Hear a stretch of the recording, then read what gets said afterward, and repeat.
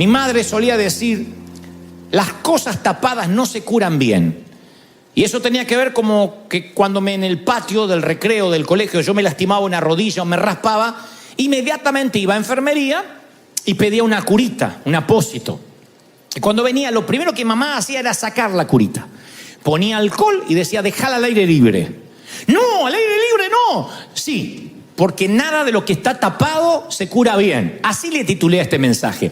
Las cosas tapadas no se curan bien. Lo que tapamos no se cura. Lo que se mete debajo del tapete sigue siendo mugre debajo del tapete. No sé si hay gente acá que guarda cosas debajo de la cama y cree que no están. Están ahí. Hay zapatos, hay cosas. Capaz que el abuelo que estás buscando está ahí. Siguen siendo cosas debajo de la cama. Sigue siendo mugre debajo del tapete y sigue siendo herida debajo del apósito. Mamá decía, nada de lo que se tapa se cura. Y el Señor, cuando llegamos a la iglesia, cuando llegamos a su casa, como una mamá, como un papá, lo que hace es quitar el apósito que quisimos poner para no pensar, nos mira la herida y nos vuelve a decir lo que decía mamá. Las cosas tapadas no resultan bien, no terminan por curar. Sanar exige un proceso como cuando respiramos, cuando inhalamos y exhalamos. Inhalamos oxígeno y exhalamos dióxido de carbono. Si nos quedáramos con el aire dentro, se nos contamina el cuerpo, porque el aire entra puro, pero sale de manera impura. Sale como dióxido. Entonces es imposible respirar el aire nuevo si no soltamos el viejo. Y en términos espirituales es exactamente igual. Es imposible comenzar lo nuevo, decir, me aferro a la palabra de que este es el año de la cosecha, si no soltamos las cosas del 2019, del 2008, de 1997, hay cosas que tienen que ser soltadas de una vez. Hay de los que dicen, no hables tanto del pasado, habla del futuro. Pero ¿cómo vamos a hablar del futuro si la gente enfrenta el presente, encara el futuro con vendas, con apósitos y con heridas que empiezan a supurar, que empiezan a infectarse, el olor pútrido empieza a ser despedido? Entonces nada de lo que se tapa es para que se cure. A veces la carga del pasado nos envuelve, nos quita el oxígeno y no nos deja respirar, y no nos deja mirar hacia el futuro. Entonces, si bien las heridas tapadas pueden llegar a infectarse, ¿cuándo es que tapamos esas heridas por primera vez? ¿Cuándo es que no dejamos que el Señor, como un gran cirujano, las intervenga y quite y limpie y ponga asepsia allí? Pienso que la primera etapa que eso sucede es la niñez. La niñez, los niños son hasta ahora el mayor milagro que yo jamás haya visto. Y David, que en cierta ocasión clamó por la vida de un hijo que se le estaba muriendo, mientras que su hijo se debatía entre las garras de la muerte y de la vida, ese bebé se estaba muriendo, él clamaba y ayunaba para que ese hijo viviera. Tan pronto su hijo muere, él siente que ese hijo, de alguna forma, esa saeta, esa flecha, había caído en tierra. No había podido lanzarla a los aires, aunque el niño obviamente se había ido a la eternidad.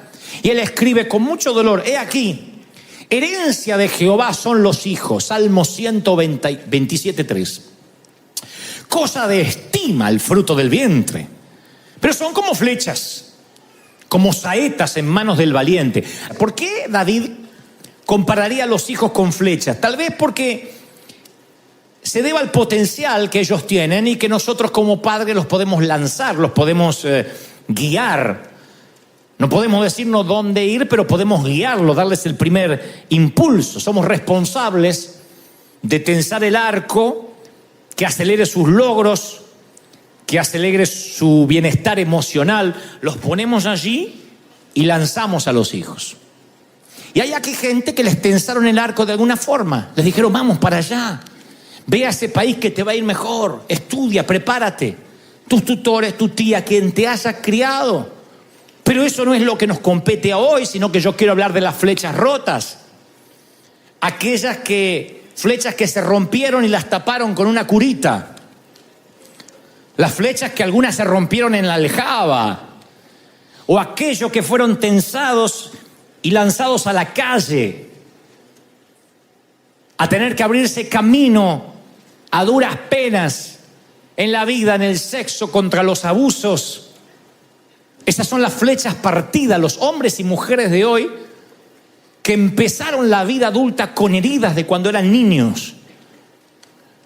Yo predico acá cada domingo y les digo, me sorprende ver la carita de algunos, porque lloran. Y no son gente relativamente nueva, algunos están aquí con nosotros hace años.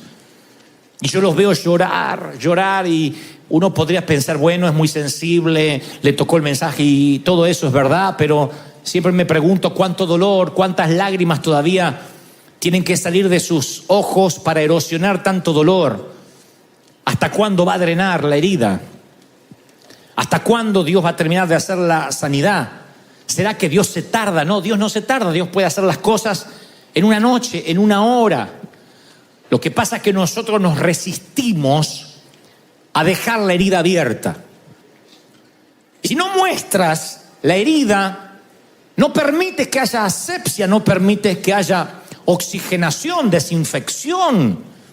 Y eso se va tapando. Entonces ustedes tienen aquí a un servidor que cuando llegó a la iglesia, le dijeron, para que Dios te sane tienes que empezar a servir, no pensar en el pasado. Me pareció una linda terapia. Y fuimos una generación que si teníamos problemas en el matrimonio lo ignorábamos, cuestión de servir al Señor. Si teníamos problemas con nuestros padres lo ignorábamos porque había que servir al Señor. Si bien el servicio al Señor es algo digno, nunca el servicio al Señor funciona como narcótico para adormecer lo que tienes que resolver.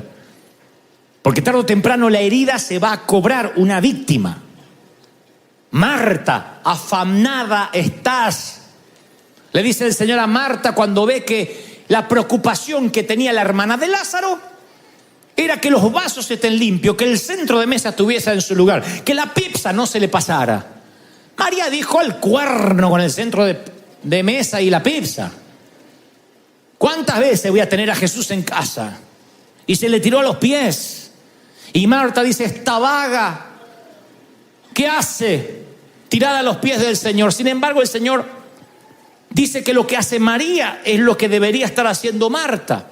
Marta encuentra identidad haciendo, María encuentra identidad estando. Estar con Él significa tener tiempo para orar, para meditar. Cuando los discípulos veían que se estaban hundiendo en alta mar, apelan a la compasión de Jesús. Le dicen, ¿no ves? ¿No te importa que muramos? No retan su poder, retan su compasión. Sin compasión no hay milagros. Y cuando nosotros no tenemos compasión no podemos ver a la gente rota. De hecho, hasta no permitimos que alguien entre en nuestra tormenta. Nos cerramos. No dejamos que alguien nos ayude. No queremos revolver. Tenemos temor de abrir nuestro corazón, depositar confianza y que nos vuelvan a fallar. Y entonces levantamos paredes para que no nos vuelvan a herir. Y a Jesús sí le importa. A Él le interesa meterse en tu tormenta y decir, calla, enmudece. Porque Él se compadece, Él no quiere que mueras. Y al ver las multitudes tuvo compasión y sanó a los que estaban enfermos. Mateo 14:14. Marcos 1:41 dice, y Jesús teniendo misericordia de él, extendió la mano y con compasión le dijo, quiero, sé limpio. Podemos levantar la iglesia más poderosa en cuanto a luces, pantallas. Si la gente rota, herida, no siente compasión, no siente una voz de compasión, solo va a encontrar religión. Y la religión mata, la religión es el opio de los pueblos. La religión siempre mata la relación para con Dios. Y Dios no quiere religión, quiere relación. Y sanarte. Ya te aclaro que algunos se sanan rápido y otros tardan semanas. ¿O no? Visita un hospital. Hay algunos que están en la sala de emergencias por boberías. Y otros están por cosas más serias. Y a veces, como el Señor nos habló hace un par de semanas, hay que liberar la cama rápido para los más críticos. No podemos adueñarnos de la cama. Y les conté una vez que hace muchos años atrás Fuimos a un viaje a la costa argentina. Todo el viaje de la costa argentina, allá del Océano Atlántico hasta Buenos Aires, yo iba manejando y me daba el sol de frente, y el sol me iba pegando acá en una camiseta en B que yo tenía, y el brazo. Llegué a Buenos Aires a la noche. Tenía acá un triángulo rojo, así, pero diabólico, rojo como ese bolso, así. Me había quemado hasta el intestino desde acá. Así que fuimos volando al hospital de emergencia. No aguantaba. ¡Ay! Gritaba. Entonces llego al hospital, así, con el bracito y acá. Y cuando estamos ahí en la emergencia, pasa una camilla con uno recién balaceado por la policía.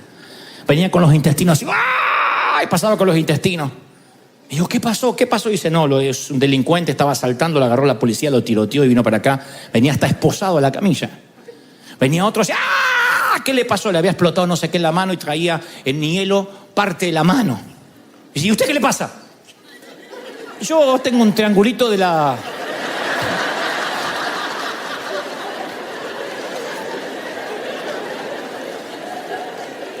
Y ahí pasó algo que no hubiese pasado acá.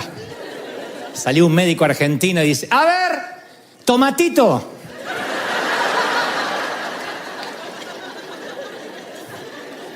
Andá, ponete una cremita en tu casa, correte, pibe. No, es que me quemo de tomatito. Y delante todo, y todos miraban el tomatito, así me dio tanta vergüenza. Lo bueno es que me puse tan colorado que combinaba con el triángulo. ¿Lo cierto? Es que a veces uno sufre y cree que es el único que está sufriendo, pero llega a un hospital y se da cuenta que hay gente que está peor. La iglesia es eso. Hay algunos que necesitan simplemente una dosis pequeña de una palabra, algo que los aliente, se direccionan enseguida, y otros van a permanecer en cuidados intensivos por meses. Como pastor y por mi salud emocional y mental, tengo que entenderlo, lo tienen que entender el equipo pastoral, que así va a funcionar. Que de eso se trata, que la gente no se sana de inmediato de la noche a la mañana. Y que esas heridas pueden ser la de un tomatito o pueden ser la de algo más grave, de tener intestinos saliéndose. Y yo creo que hay muchos aquí que fueron niños que quedaron en un fuego cruzado en algún momento en la vida.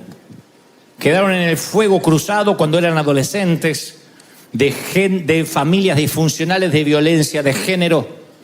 Por eso yo decía en el primer servicio, e insisto con esto, yo bendigo y celebro a los que trabajan en escuelas públicas, porque están tocando niños que son los que van a construir el futuro, son la generación de relevo, y a veces lo único que puedes hacer es tocarlos, como hizo Jesús, y tocó y los bendijo, dijo, déjenlos venir a mí. A veces no puedes aconsejarlo, no puedes mandarle una visitadora social, a veces lo único que puedes tocar es la cabecita de un niño. Nunca subestimes el tocar la cabecita de un niño. O decirle a un niño, campeón, ¿cómo va? Princesa. ¿No saben cómo sana eso a una niña que ya está preocupada por su cuerpo? Preocupada porque no nació en el hogar que quisiera nacer. No saben cómo sana a un niño, campeón. Yo recuerdo mi tío, que además era mi padrino, el hermano de mi madre, se llamaba Tito, o le decían Tito, claro. Él tenía en su casa una habitación llena de muñecos y muñecas de porcelana, muy caros. Mamá decía, se mira y no se toca, no podía ni respirar encima de esos muñecos. Eran muñecas bastante fantasmagóricas, por cierto, gigantonas. Todas habían comido gluten. Y recuerdo que en un momento yo me metí en esa habitación, porque era el único entretenimiento de ir a la casa del tío. Me metí en la habitación prohibida. No sé qué hice, un mal movimiento y dos muñecas de arriba hicieron ¡paf! Y volaron ojos, oreja, pierna. Un ojo hizo y yo quedé así. Eso era mi 9/11, yo quedé paralizado. Entró el tío.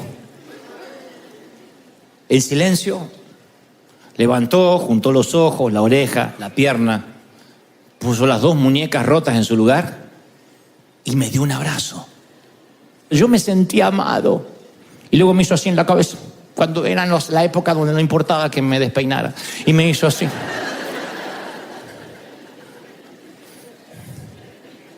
Y yo salí despeinado. Fue el día más feliz de mi vida.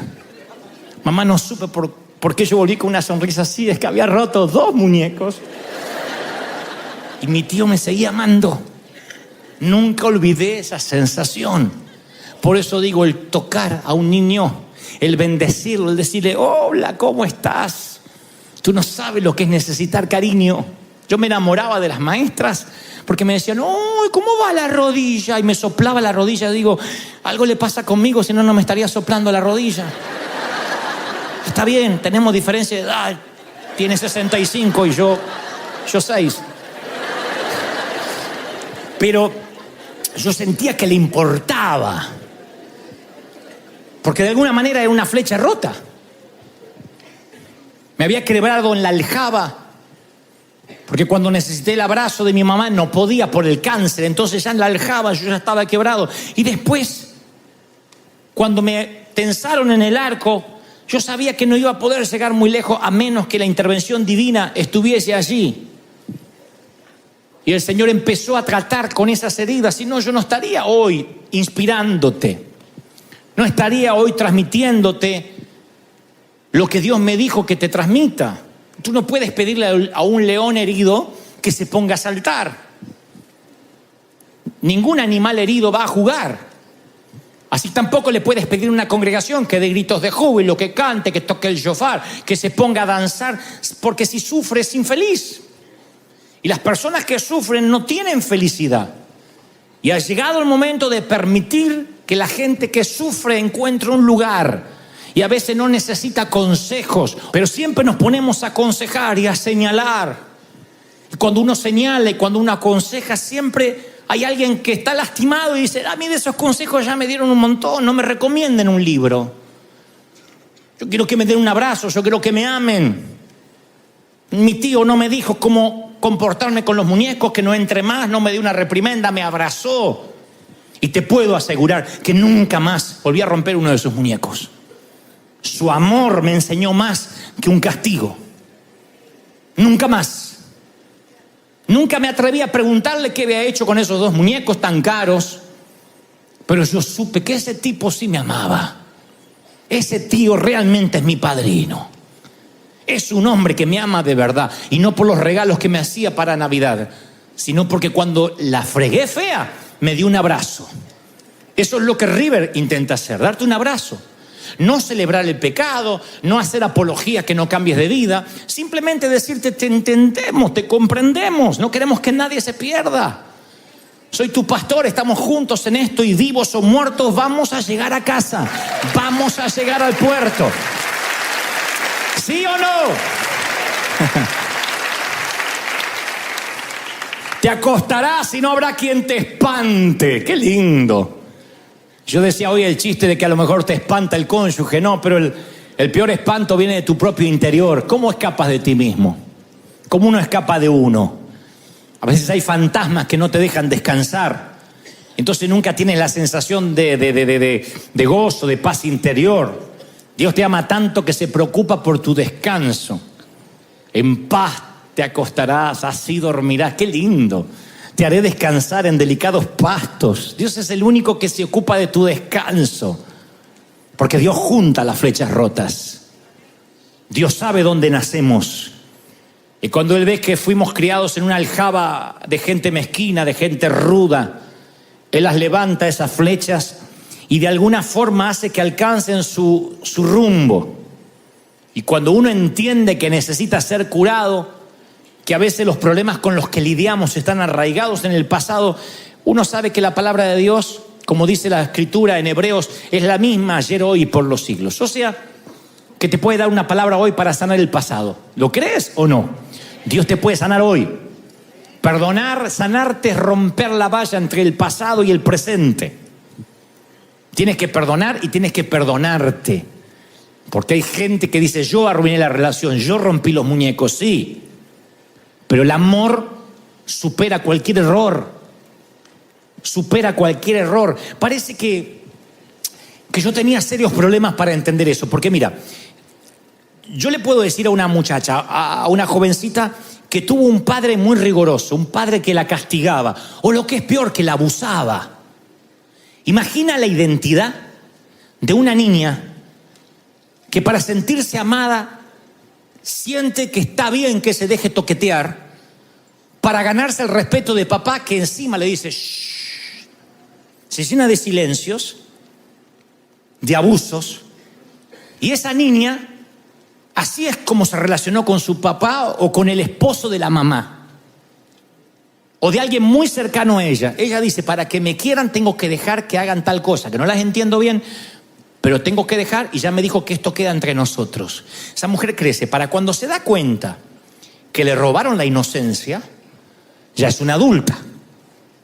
¿Cómo cree que va a ver a la pareja, al hombre y a Dios y a los pastores? Ella va a tener la idea de que todo hombre, si se acerca a ella, es porque ella va a tener que entregar algo, y eso incluye a Dios. Entonces, su punto de referencia está fuera de foco. Yo digo, Dios te ama, te abraza, no importa que hayas roto muñecos. Y ella dice, no. Nunca conocí a alguien que no me pidiera nada a cambio. Ya su foco está distorsionado. La pasamos por las aguas del bautismo, le damos la Santa Cena y la ponemos a trabajar. Aún así su foco está distorsionado. Por eso las iglesias legalistas crecen. Por un tiempo crecen mucho. Porque la gente necesita ver a un Dios recto, castigador, como ese padre, como esa madre. La gente está aterrorizada. Tiene miedo de faltar a la iglesia, pero no por fallarle a Dios o porque su relación se va a dañar, sino porque me van a descubrir, me van a echar, me van a excomulgar, me van a disciplinar. Yo siempre cuento la historia de la mujer que estaba barriendo la iglesia y no quería llevar lo que había juntado a la basura. Y entonces mira para un lado, mira para el otro y mete la basura debajo de la alfombra del púlpito. Y hay una voz que sale de arriba y dice, yo vi lo que hiciste. Y dice, ¿quién es? Soy yo, tu Señor. Ay, pensé que era el pastor.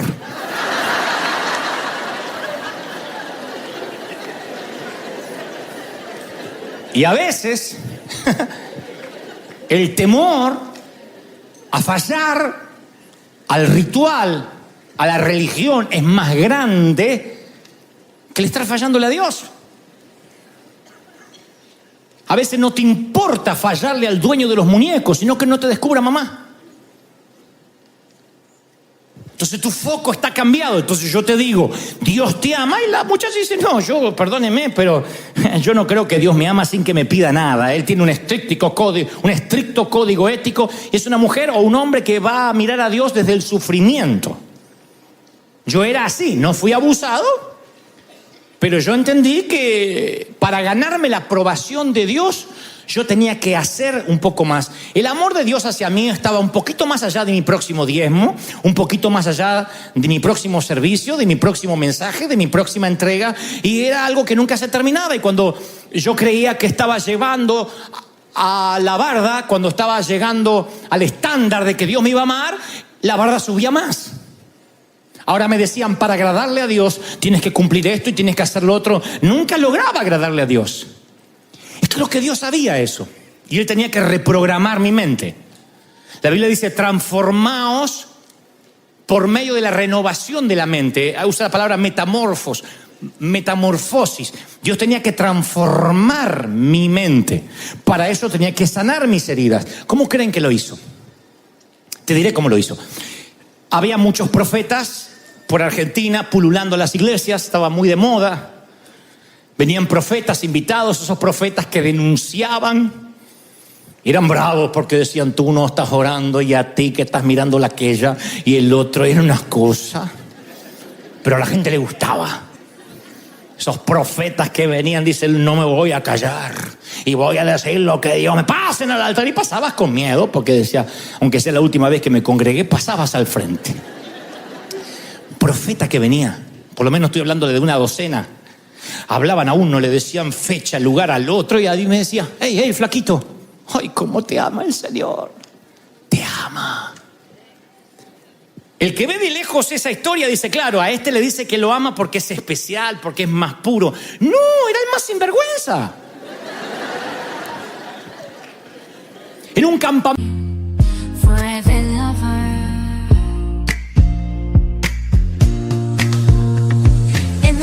Of the darkest night, your love shines through, a guiding light.